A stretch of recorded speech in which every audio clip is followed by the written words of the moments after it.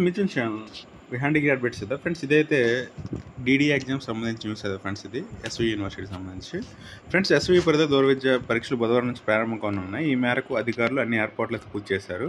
రాష్ట్రంలోని ప్రభుత్వ కళాశాలల్లో 43 పరీక్షా కేంద్రాలను, వివిధ రాష్ట్రాల్లో 8కి పైగా స్టడీ సెంటర్ల పరిధిలో యూజీ పీజీ పరీక్షలు అయితే నిర్వహించనున్నారు.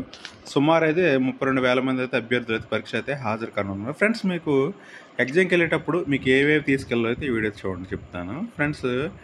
ఇక్కడైతే మనకైతే పరీక్షలకు హాజరయ్యే విద్యార్థులు అయితే వారి హాల్ టికెట్తో పాటు ఆధార్ కార్డు లేదా గుర్తింపు కలిగిన కార్డుతో హాజరు కావాలని సూచించారు.